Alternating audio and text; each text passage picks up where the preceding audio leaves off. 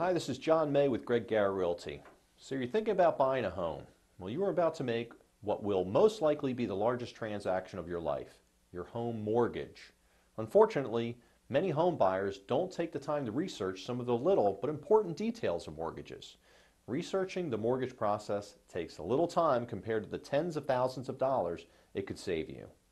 It makes sense to become as completely informed as possible before you buy your next home.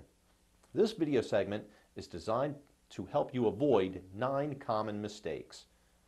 Remember, the right lender can help you make a good, sound business decision based on your personal financial situation. So, number 1, you want to find a reputable lender. This is the most important choice you can make when starting the mortgage process. If you don't trust your lender, you're in for a long and stressful home buying experience. Pricing. Don't be lured into a mortgage company strictly by promises of low rates. Find out for how long the advertised rate is guaranteed. Make sure there's enough time to close on your loan. Some companies may make promises but will try changing the rate prior to closing. They may claim that your lock-in rate has expired, so make sure that you have expiration date in writing. In some cases, the lender may even try to delay your closing to break the lock-in rate. In other cases, the delay may be beyond the lender's control, so make sure you allow yourself plenty of time for closing. Delays in the process are common, and everyone, builders, title companies, even yourself, are responsible. Programs. You will see several programs offering key low interest rates. Keep in mind they may not be the best program for your situation.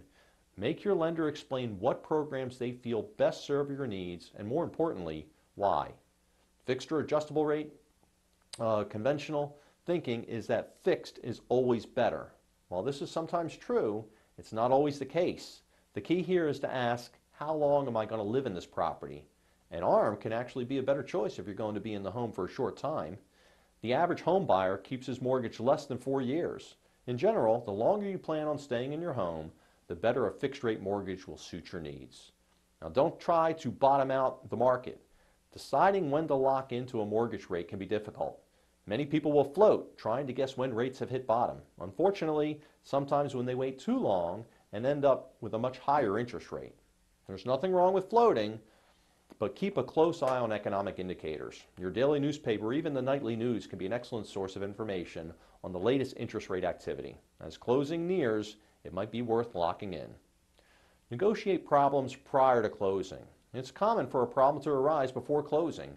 Waiting until closing will rarely be in your best interest. For instance, if you accept a $400 closing in lieu of the seller making a repair, and after closing you find a repair will actually cost $600, you've obviously made a poor decision.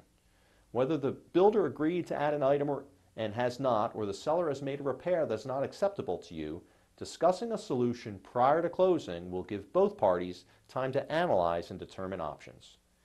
Be prepared for closing costs. In addition to the down payment, you'll be required to pay fees and other closing costs at the time of the final transaction. Closing costs generally range from 2 to 6% depending upon your situation. Lenders must provide you with a good faith estimate, a breakdown of all the costs. You know what to expect at closing. Closing date. Agents will have some different opinions on this one. Some will say you want to close at the end of the month. When making a mortgage payment, you will be paying interest that is accrued from the previous month. Upon closing, however, your lender will charge you prepaid interest from the date the loan is recorded through the end of that month. Therefore, one way to lower your closing costs is to close in the latter part of the month. This will lower the amount of prepaid interest that you must pay. On the flip side, so many people try to close toward the end of the month that lenders, attorneys, title companies, and your agent will be swamped. If you prefer less stress and increasing the chance of a smooth closing, close mid-month. Remember, it doesn't cost you less money to close at the end of the month. It's simply less money at time of closing.